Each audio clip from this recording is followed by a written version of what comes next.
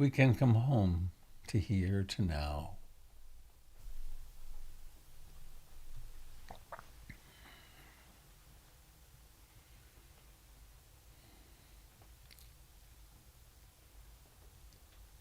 And each breath has a beginning.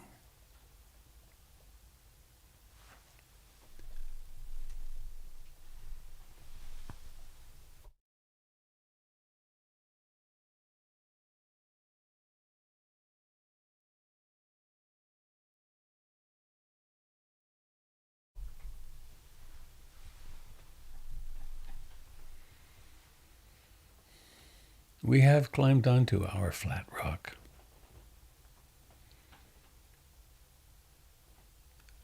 And we leave behind all the various activities of life, our responsibilities, our pleasure seeking,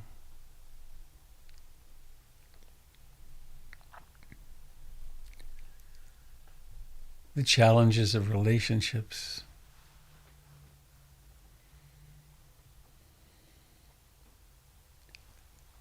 and we come face to face with the present moment.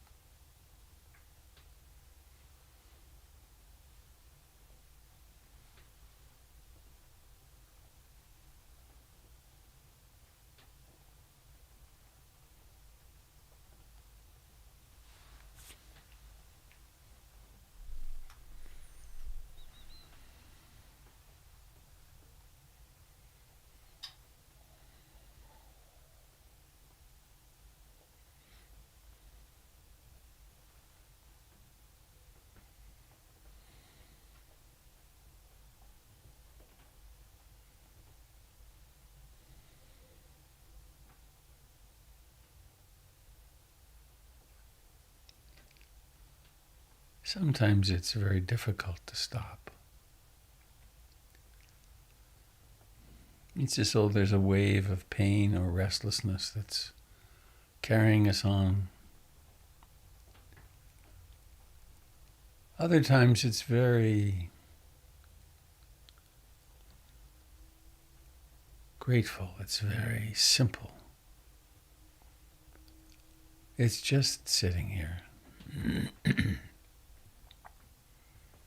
Sitting here and the breath comes and goes.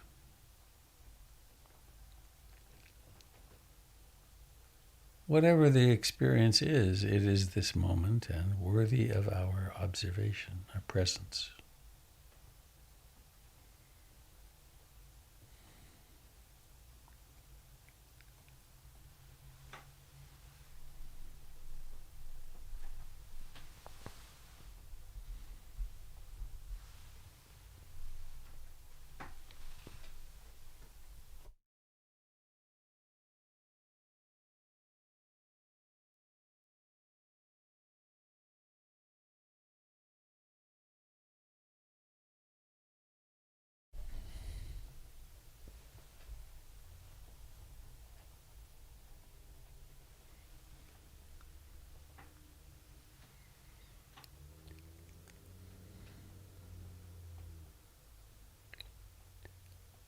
There are many strategies.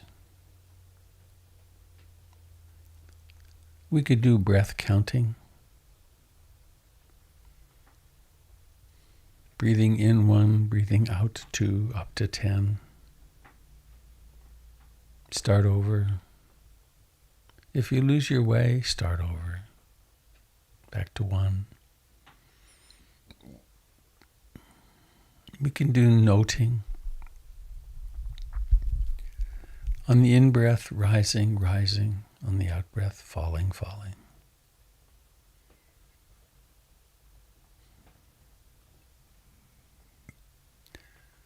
When the mind is discovered to be wandering, wandering, wandering.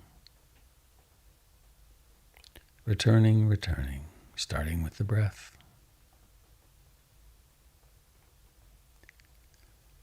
If the mind is discovered worrying, noting worrying, worrying. Or wanting, wanting, or disliking, disliking. Restless, restless, sleepy, sleepy. Doubting, doubting.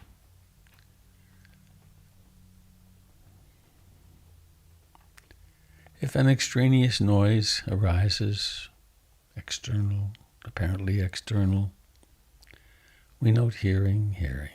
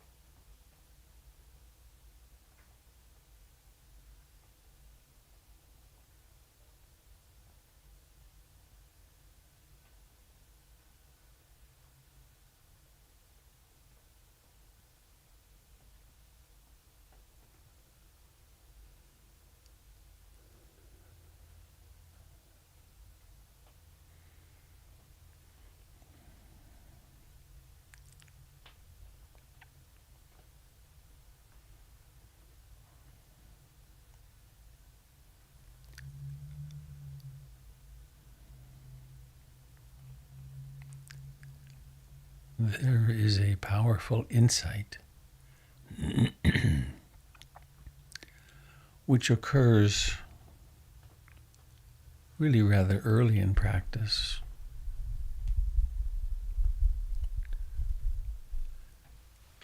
It's the realization of the difference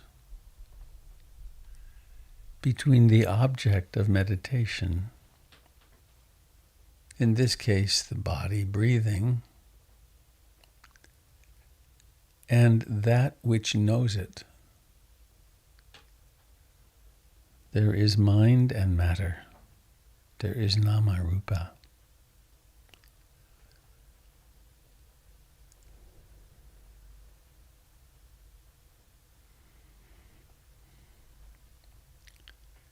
Close behind this comes the realization, not in thought, but in direct experience, of what thoughts are.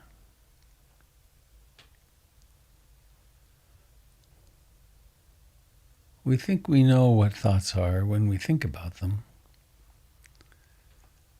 It's quite a different thing to perceive thoughts as thoughts.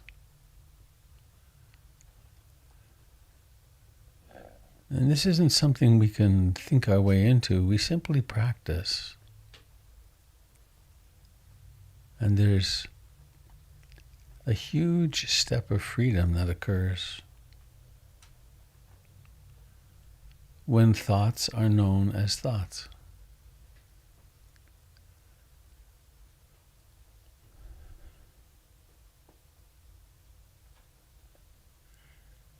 And there's a very direct path to this.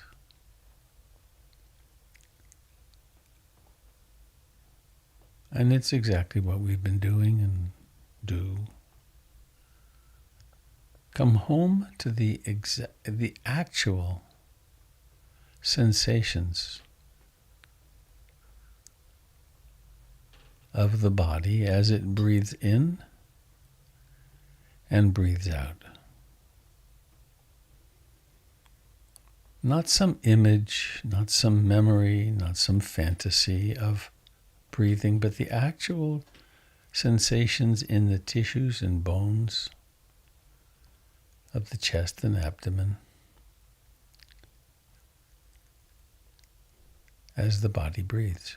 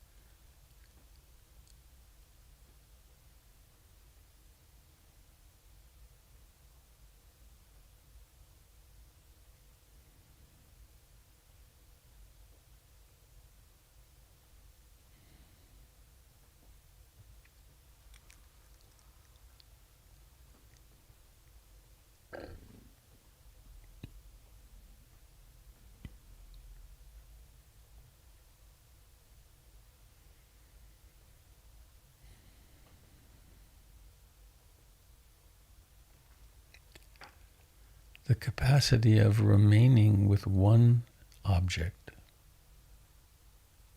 awareness and breathing, awareness and tissues and bones, sensation. The capacity of staying there we call concentration.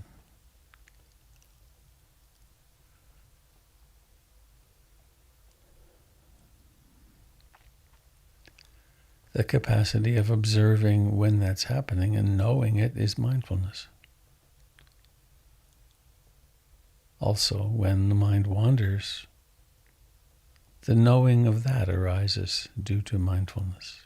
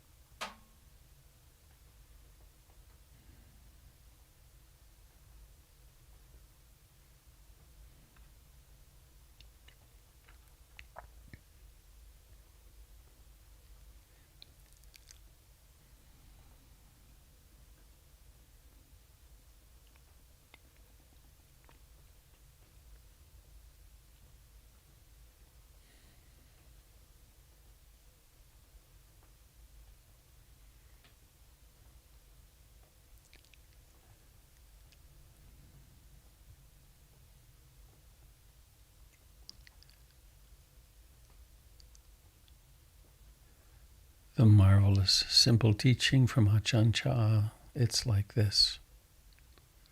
This moment is like this. Is this a moment of the mind being quite content to rest in breathing? Do 100 breaths go by with no wandering? Or is there a lot of wandering? Maybe the mind, maybe awareness stays with the breath for half a breath, and then it's off in restlessness or worry or planning.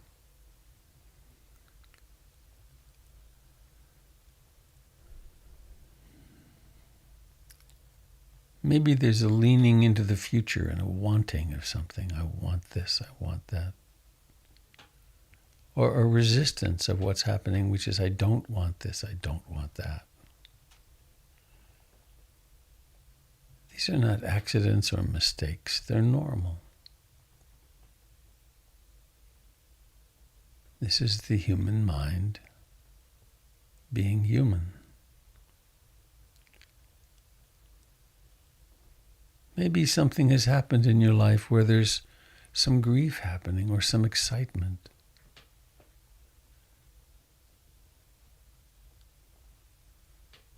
Maybe there's been a death or there's a new baby you get to see in a few days.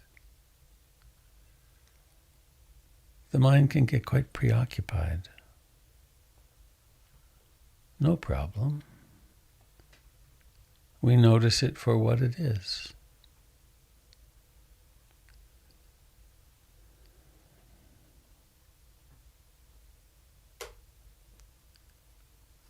Maybe yesterday the meditation was very concentrated and pleasant, and today it's not. And then there's wanting. I want that.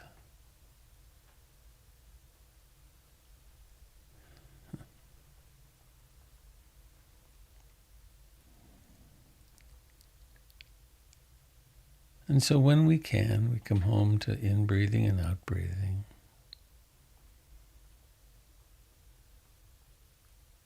And we notice the texture and flavor of the in-breath and out-breath.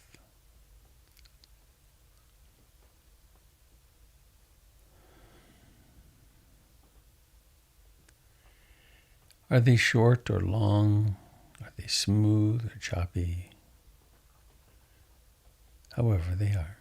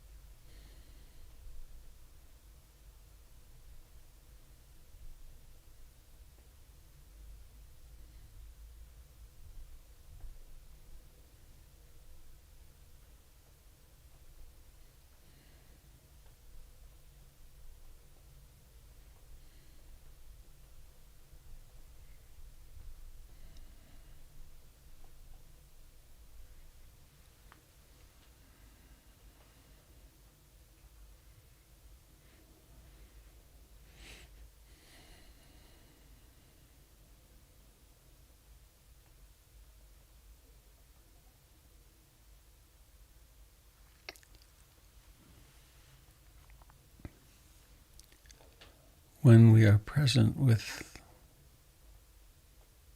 what's happening in the moment, something interesting happens with time. It vanishes. There's just now.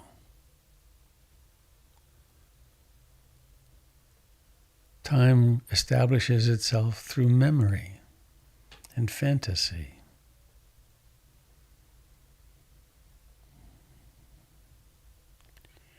It's not that that's a problem, it's that we live in it unconsciously all the time. Except when awareness dives into this breath, into this thought, into this memory, into this whatever is happening right now.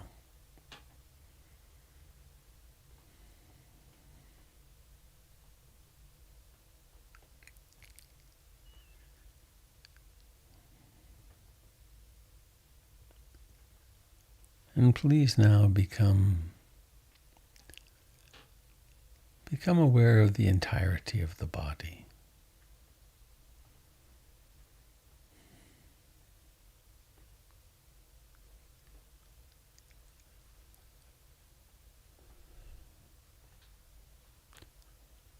What a marvelous thing. This body that took form through the dance of DNA between two people and created you as a unique phenomenon ever in the universe. And that's saying something. Billions of years, and there's only ever been or ever will be one you.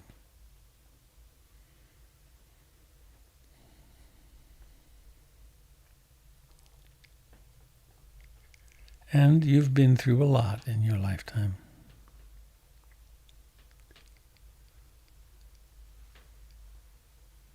It's a very strange educational institution, a human birth.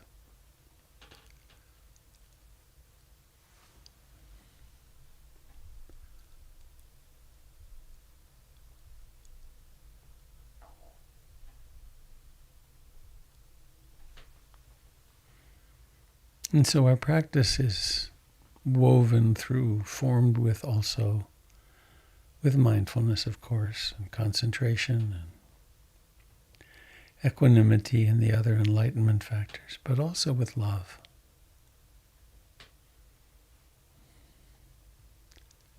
And love is the softening into that which exists now, without exclusion. And let's move toward the end of our meditation together this morning with the ancient mantra, I love you. But feel your way into this body as you do that. I love you, legs. I love you, hands. I love you, life deep in the pelvis, in the cradle of the pelvis. I love you, heart beating away all these years. I love you, lungs and spleen and pancreas.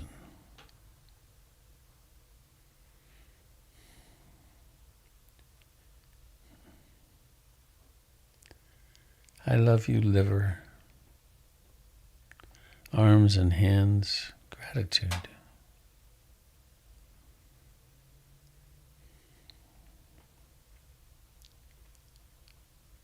There are so many systems.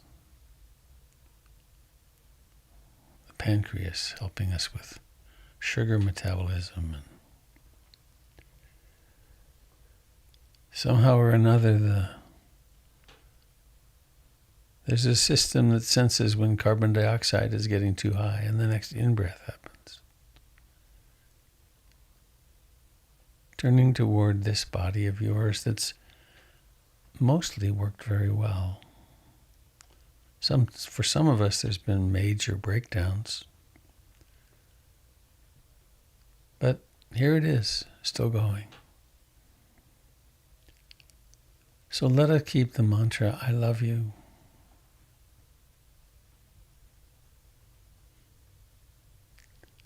Let us keep it alive in our hearts as we practice, as we go about our lives.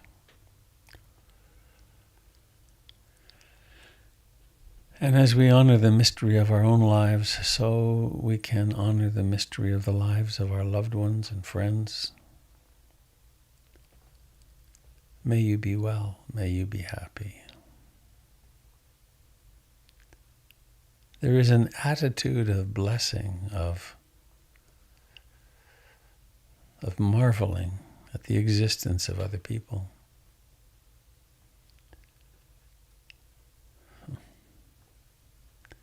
Including among these the people that really bug you, the people that are challenging for you.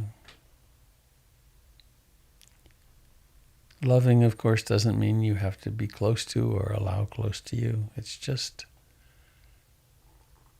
recognizing that we're all in this soup together.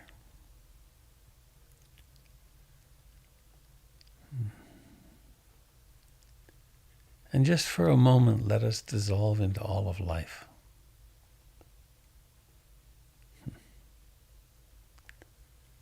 May all beings share in the merits of our practice. Those who live in the air, who travel in the air. The great albatross that follows the ships. The seagulls high in the afternoon sky.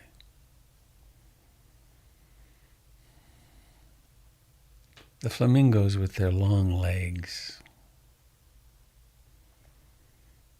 The monkeys in the trees. The squirrels.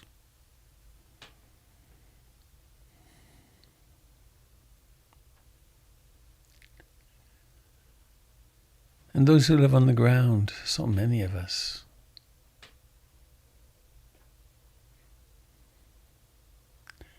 The elephants, the dogs and cats, the lizards, the snakes, horses and lemurs, and those who burrow, those little owls that burrow into the ground in Florida. They live underground, or their homes are underground.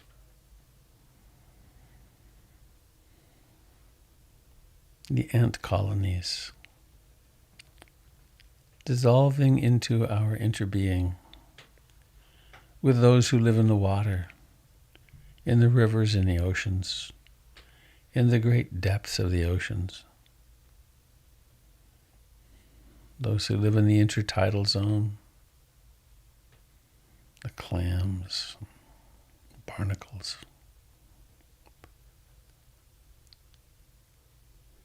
Acknowledging our family, the family of things,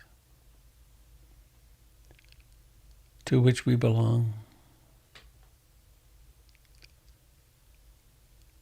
And so wishing for ourselves, may I be happy, may I be free from fear and danger. May I live with ease and grace, and may I be liberated. And bringing now awareness to the face and the eyes, and partaking of this ancient ritual of consciously opening the eyes.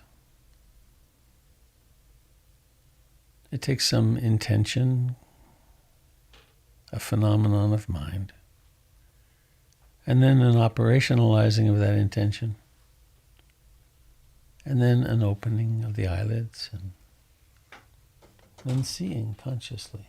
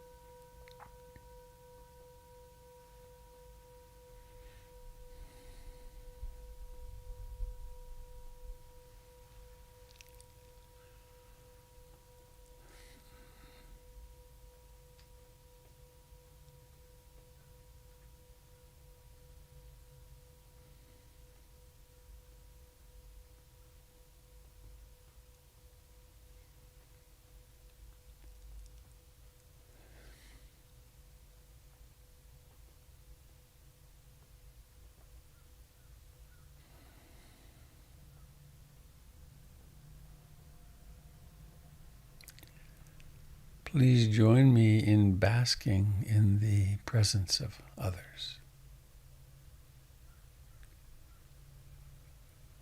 I like to look from one little frame to another. Oh, it's my family. Though family is perhaps not the best word to use because so many of us have not the best association with family. It's my Sangha.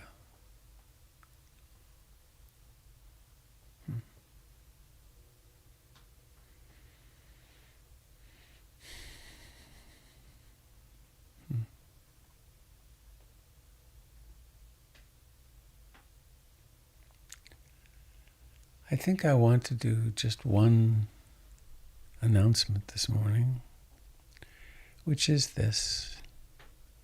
If you were to go to the PIMC website, you would find, that's portlandinsight.org, and scroll down, you would find here live stream Sangha Night at the Movies, Joan Didion's The Year of Magical Thinking. It's tomorrow night. It's amazing. I remember setting this up. It seemed a long time in the future. And if you go there and read about it, you can find it's a very interesting thing. And here, this seeking local Sangha support for reopening. We will very soon be needing people to help with getting the center back together. And so you could do that if you live nearby. Just in case anyone's not heard me, I've said it so many times now, I was turned on to a marvelous performance by Vanessa Redgrave of Joan Didion's book, part of her book, The Year of Magical Thinking. And tomorrow night I'm going to do a Zoom meeting in which I will play the audio of that for an hour and a half. And then we'll have an hour and a half for sharing what it touched. It's an amazing book. And so with that, I would like to invite you to share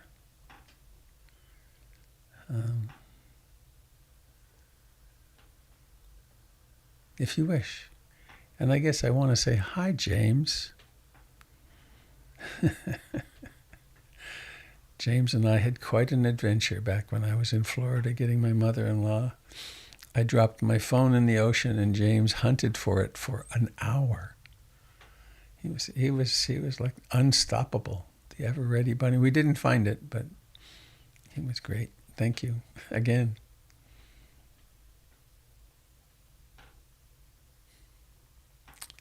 So anyone have anything you'd like to share today? Robert, what was the source of the poem you read at the beginning? The source, I have no idea. The 1700s, it was Ryokan. Its first line is, I can put it on my blog, of course.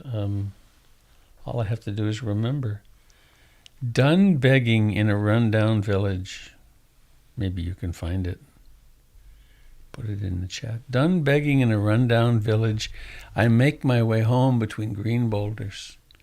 Late sun hides behind western mountains. Pale moon glints on the stream before me. I wade in, wash my feet, climb onto a flat rock, light incense and meditate. After all, I can't spend my whole life doing nothing. I love that, how it turns, well, how real it is. Hi, Robert. It's Rob. Happy New Year. Hello, Rob.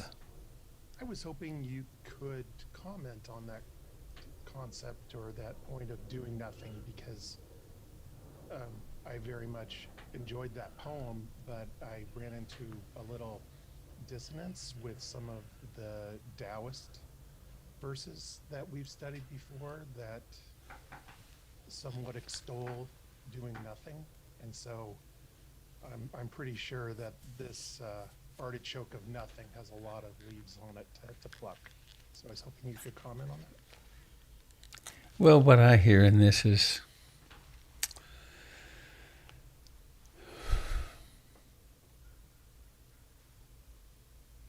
I've spent a whole lifetime of I've had a very adventurous lifetime. And where is it? And what's enduring? What seems to be, for me, enduring is the present moment. And that which I, quote, touch when I sit. So that's how I make sense of it. And also oh gosh, I still get tied up in this or that project, and I must get it finished as though life is going to be really different when I get it finished, and then I get it finished, and it's just the next project. And for many, probably still for me too. I remember my teachers in university in India, in Burma, Thailand. They all said something very similar, which was, live your life, but sit for at least 2 hours a day.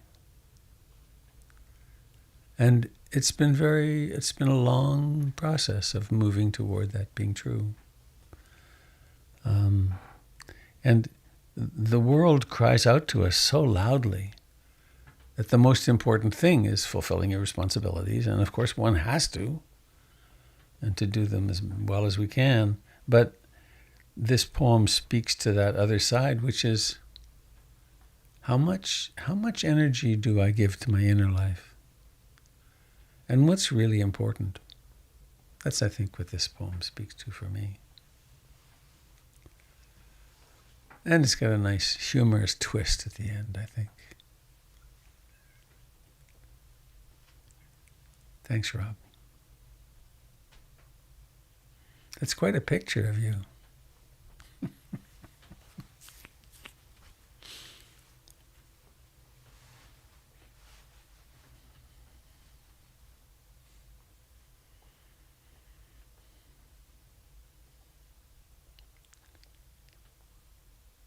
I mean, I remember having the experience that I don't have time to meditate. Now that's insane.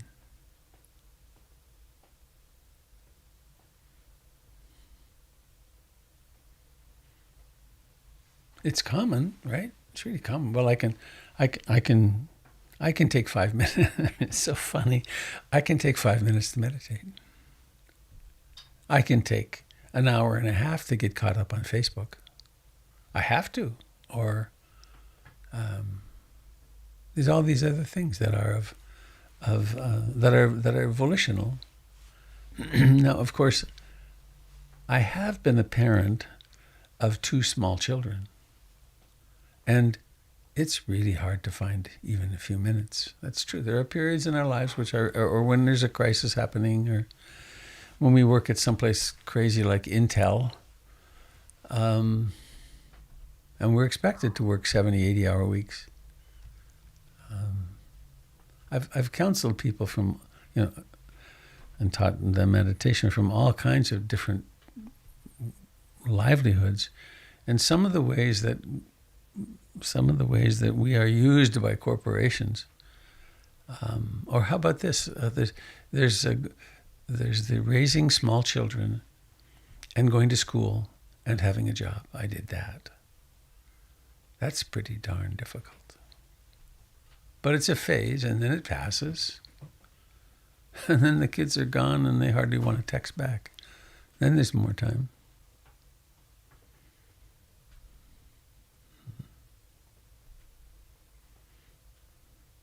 I remember when my kids were really small, and I was the stay-at-home parent for the first several years, most of the time. And I had a colleague. We both did an internship, a social work internship at Reed College, And her children were leaving. Her last child was on the way out the door. And I could hardly imagine what she was talking about. It's like, how could it be, sort of? And I listened to her pain, but I didn't really get it at all. And then they left. And there's relationship and connection and so on, but those different world experiences were so different. So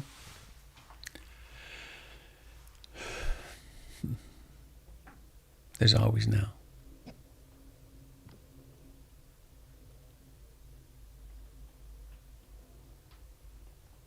Good morning, Robert. Janice. I hear a quiet voice. Would you wave? Janice. Oh, there you are. Hi. Sorry, you're way down in the bottom corner. I'm moving you up. Hi. Thank you. Hi, Janice. Good morning. I just want to express a great deal of gratitude for this gathering, this last year, more than a year. It's meant a whole lot to me. Thank you, Robert, and everyone here. The most important thing I do every day. Hmm.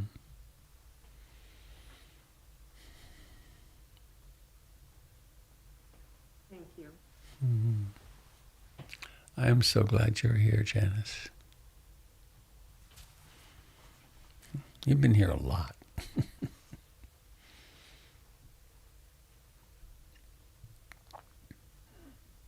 a lot to go through. Yeah.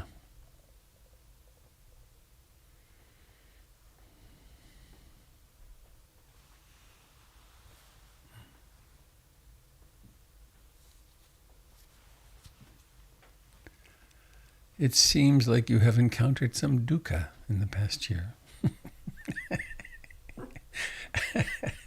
Sort of discovered we all have Yeah. going through life, and all of a sudden there's just been some suffering in my family just over this weekend. It's like you just have to come to sit. Yeah. So thank you. Thanks for being here and sharing.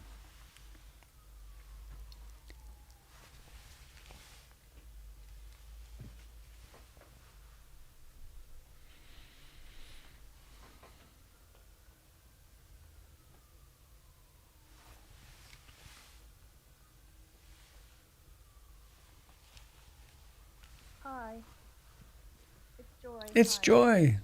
Yes, it is again. Hello, Joy.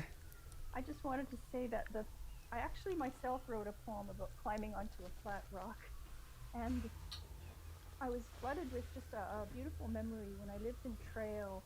It was so hot, and on my lunch hours I used to go to the river and swim over to the flat rocks and sit there. Ha! And by the time I got back to work, my clothes would dry. It was so hot. And I felt amazing bliss because in that river on those rocks, I was totally just present there. It was such a beautiful experience. And so during the meditation, I was dwelling in this memory, and I thought, it feels so gorgeous. I don't want to think about my breathing. I just want to re-experience that amazing experience in my life. Well, why not do that and know that's what you're doing? Yeah. Yeah. It's so wonderful when instead of thinking about troubles and pain, really the wondrous. There are actually many wondrous experiences of the past that can come right back. Yeah. It's lovely. That's actually quite lovely to live in. Just what I wanted to say. So Happy New Year. Thank you, Joy. Thank you.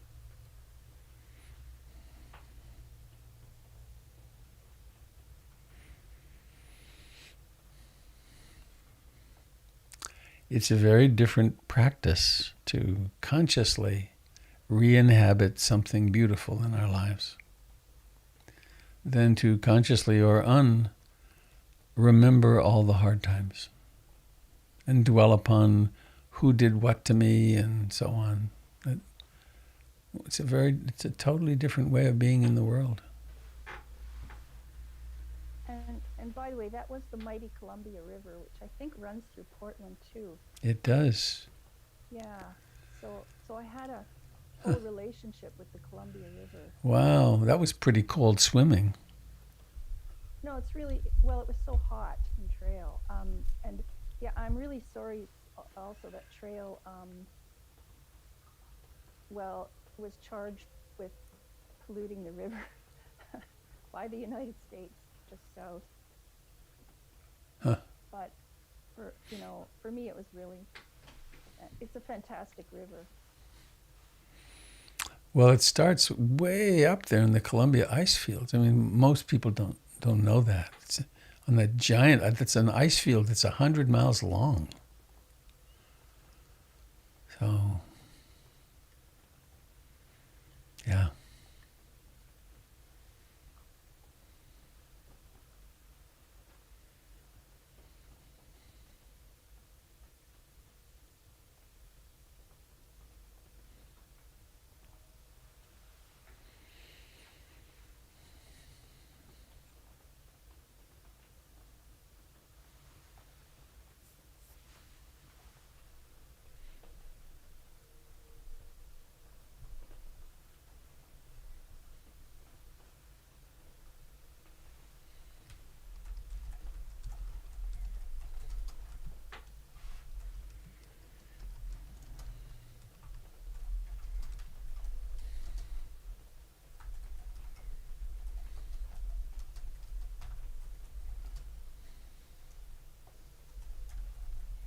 Hi, Robert. Dave Mayer. Hello, David. Hi. Yeah, it's in yesterday's meditation.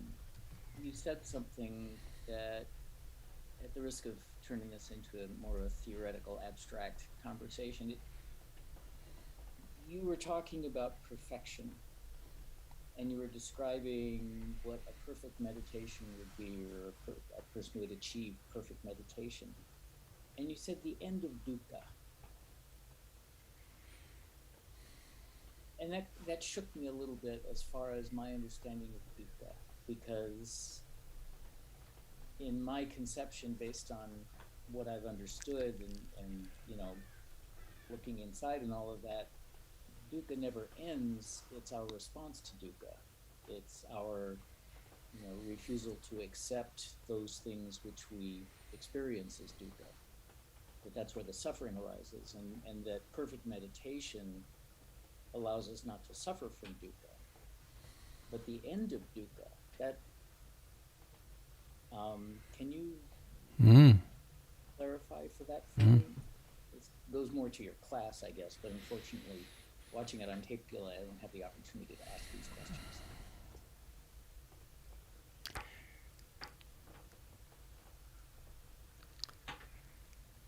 The Buddha replied succinctly. Sometimes. I teach only one thing. Dukkha, the cause of dukkha, and the end of dukkha. And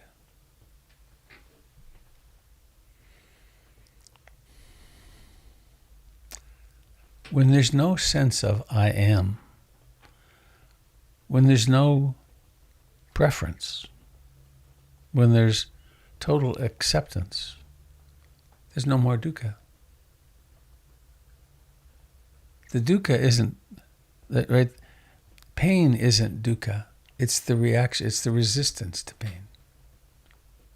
Oh, okay. And it's a very important question, important to clarify, because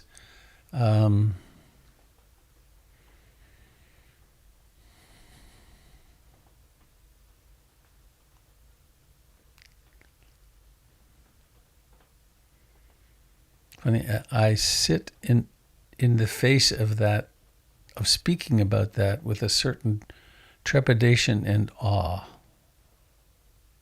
How could it be? How could it be that we could stop suffering completely? Which is what they say is the life of an arahat. They're not suffering. Even dying of throat cancer or whatever. Because the realization, the realization, now this is, it gets theoretical for me. What I can say for sure that I know is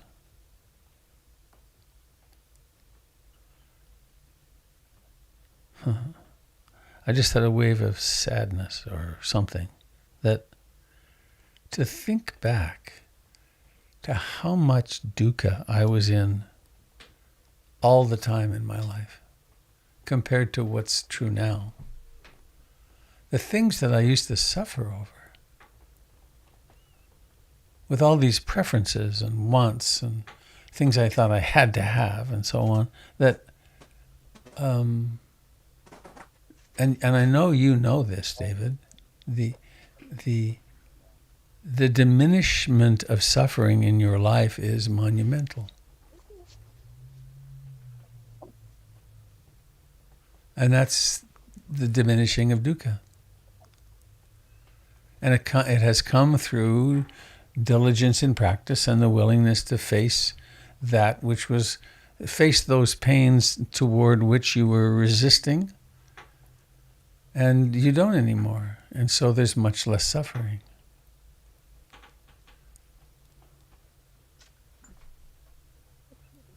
Is that making sense? I had understood dukkha to be an equivalent to pain, and that it was the resistance to the pain that brought freedom, but the resistance is incorporated in dukkha from what you're saying. Dukkha arises because of resistance. Okay. There's that line that comes from Forgive for Good, that whenever you're suffering, you can ask yourself, what is my unenforceable rule? Right? This person died. That should not have happened. I have this thing is going wrong with my body, and it's painful, and it's painful, yes, and the suffering arises from, I don't want it to feel like this. And then as soon as there's acceptance of it, true acceptance of it, the suffering really goes away. There's just pain.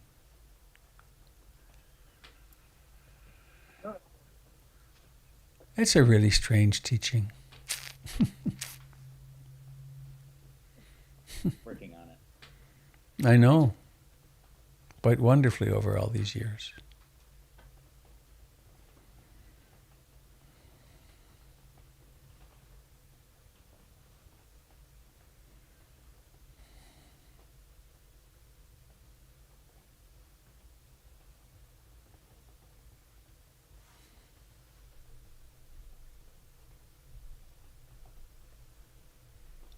Jim took off to Tai Chi, to teaching. Good morning, Robert. Good morning, Sangha. Oh, hi, Sherry. Hi. How is it in the frozen north? Well, we thawed out. Oh. The snow turned to rain, but we had quite a huge windstorm. And of course it creates havoc because the island is so heavily treed.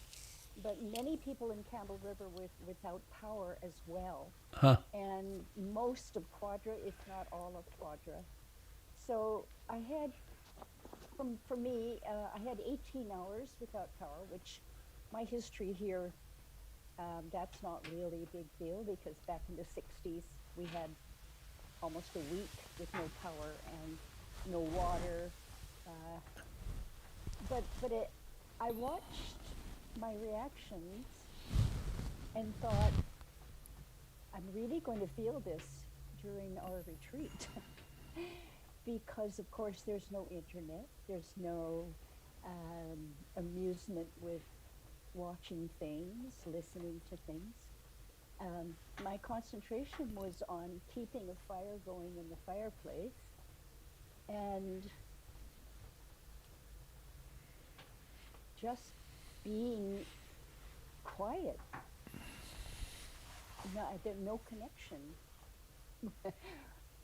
It was very interesting. And I thought, okay, I'm going to have 5 days of this. That's going to be very interesting.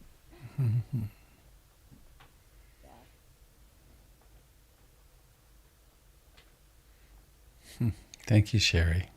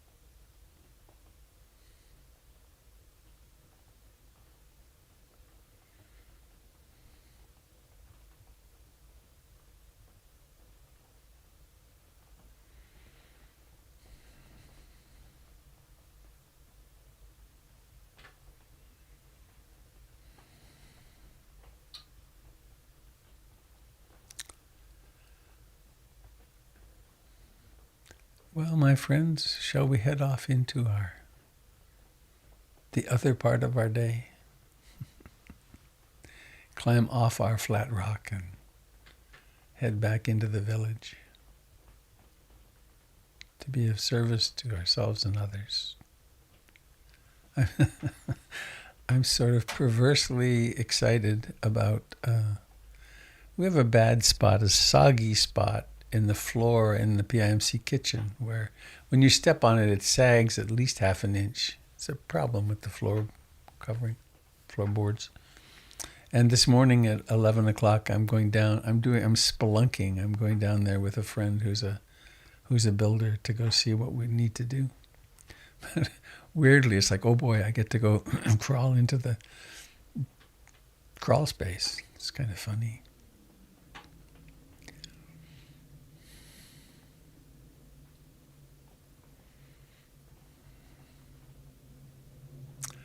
Well, let us sing our way home. Bhavatu Sabe Mangalam. May all beings be the recipients of all blessings.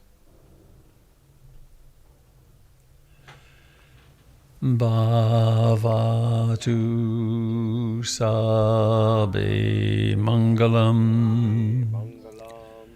Bhavatu Sabe Mangalam.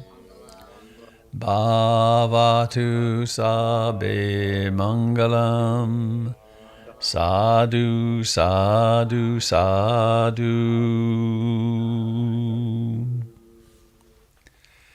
Thank you for your beautiful presence, dear friends. Look forward to seeing you tomorrow. Take care. Goodbye, James. I'll see you, Robert. Okay. Take care, everybody. Bye-bye. Goodbye, friends on Facebook and YouTube.